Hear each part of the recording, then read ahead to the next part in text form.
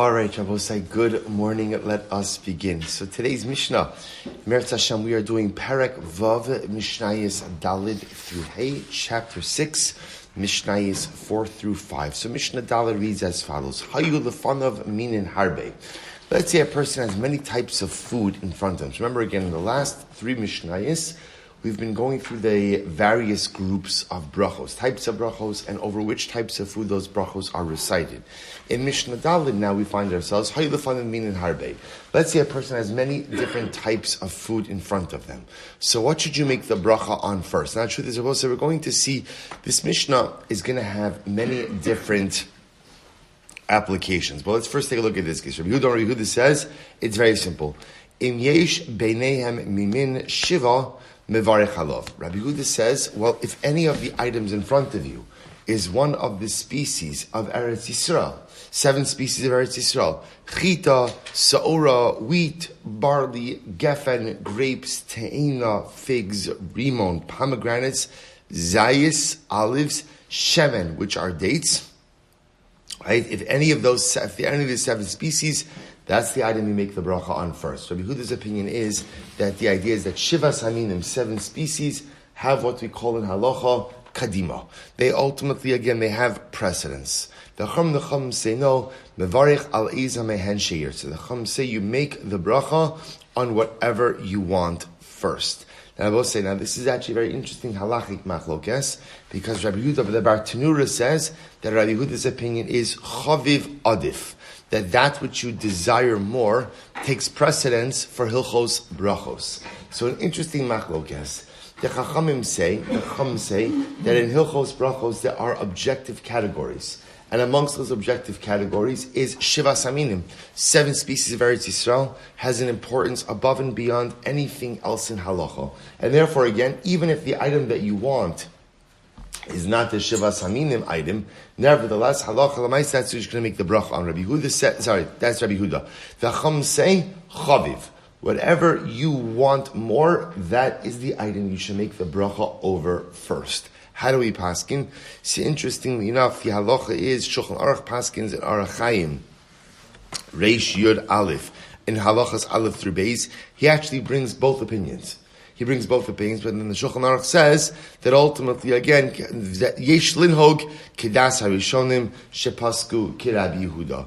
The Shulchan Aruch himself seems to indicate that halacha l'maisa, the halacha really follows Rabbi Yehuda, and therefore, again, if you have Shivas Haminim, you really should make the bracha on Shivas Haminim first. I will say, now remember, again, this is not a halacha shir, so remember, we have to be very careful not to get too caught up in the halacha. But remember, again, in this, you have further subcategories. For example, mizonos, right, grain-based items, will often take precedence over non-grain-based items. The way to view this halacha best is often to view if you have, 2 parallel things. I'll give you the best example. You have an apple and a pomegranate. An apple and a pomegranate. Both an apple and a pomegranate are ha'etz.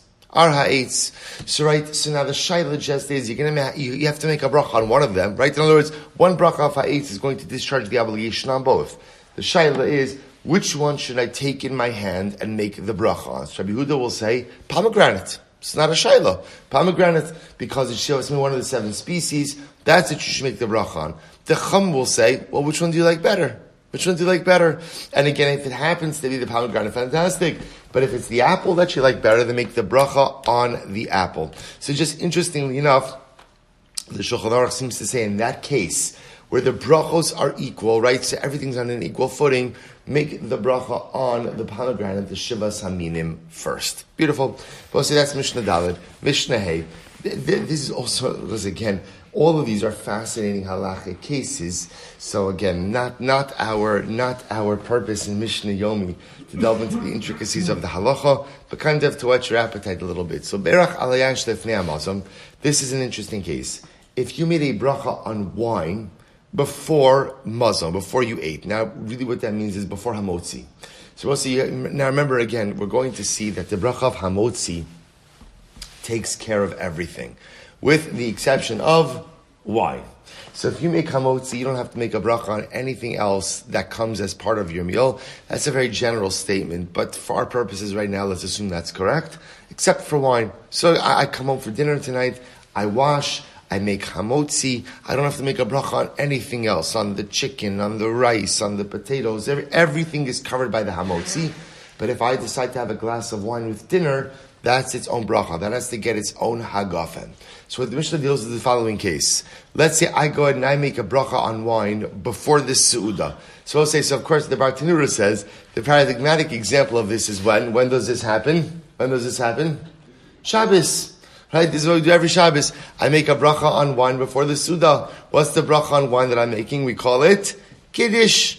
Right, so I'm making a bracha on wine. But again, you're going to see that actually this halacha doesn't just have to be on Shabbos. Right, but the idea over here is as follows. So, Berach al Shef Amazon, I make a bracha on wine before I wash, before I eat. Pater Esayai Shela Achar Amazon, that exempts the wine that I consume during the meal. In other words, you might have thought that the halacha is as follows. Pretty much there's pre-meal, post-meal. Right? And so pre-meal is anything that happens pre-meal is its own thing. Anything that happens post-meal is its own thing. That's what I would have thought. Kamash Malon, the Mishnah tells me, if you drink wine before the meal, and your intention is what? To drink more wine during the meal, the bracha on the wine you make before the meal exempts the wine during the meal. This all presupposes that you had kavanah, right? That this was your intention. Similarly, and I will say that it's halacha l'maisa, right? So if you go ahead, you decide you had a long day, you decide that before dinner you want to have a glass of wine, right? So make a very pregafan on your glass of wine. And now again, but you also have intention that you're going to drink more wine during your su'udah.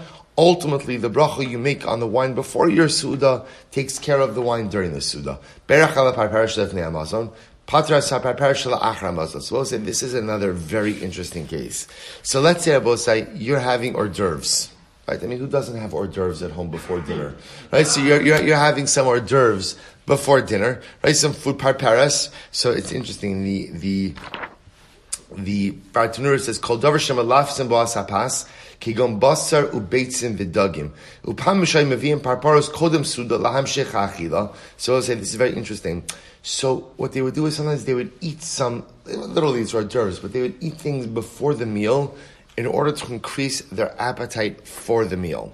So that's called parpares. So let's say you had some of this food before the meal, and I both say, interestingly enough, sometimes what they would do is, they would have, I don't know what you call hors d'oeuvres after the meal. I guess you call that dessert, right? But it's not really dessert. Like we think about it, it would be more of like meal type of food. So you have, let's say, hors d'oeuvres before the meal, then they'd have the meal, and then they would take away the bread. In other words, the meal is over, but we didn't bench yet. And they'd bring out more hors d'oeuvres, more parparas. So the halacha is, when you make a bracha on the hors d'oeuvres before the meal, that exempts the hors d'oeuvres after the meal. And they both say, don't glean anything about this lagabe, what we call desserts.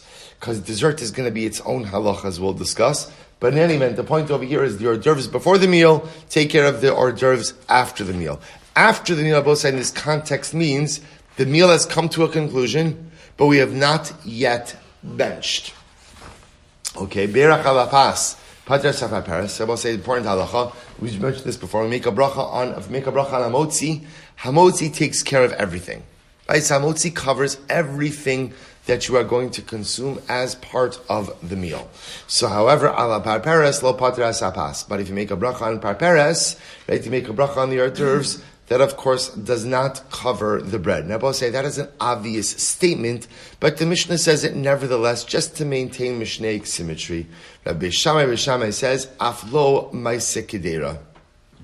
Rabbi Shammai says, even maise kedera. Now, I'll say, now what does that mean? Now, Bepashtos, what Rabbi Shammai is saying is that halacha l'maisa, if you make a bracha on parperes, right? So remember, the Tanakama says, make a bracha on parperes, it doesn't exempt the pas, it doesn't exempt the bread. Beishamas says to make a bracha on parperes, it doesn't even exempt other cooked dishes. Okay, so both say that's going. So that particular halacha and how we paskin there is going to depend a lot on the particular circumstance. In other words, we'll say we are going to talk about the idea of ikar v'tafel. We'll get to the idea that when you have two foods, one of primary importance, one of secondary importance, you make the bracha on the primary importance, not on the secondary importance. We'll also discuss the idea that you can make a bracha on one food and have in mind for many other foods. Right? We're going to see that particular halacha as well. So Beis Shammai is just coming along to say over here that sometimes you can make a bracha on parperes, and parperes, because it's of secondary importance, may not go ahead and exempt Maaseh Kedera. But again, we'll reserve the halacha l'maisa on this piece until we get to subsequent Mishnayos. Okay, we'll stop over here for today. Shkayach, everyone.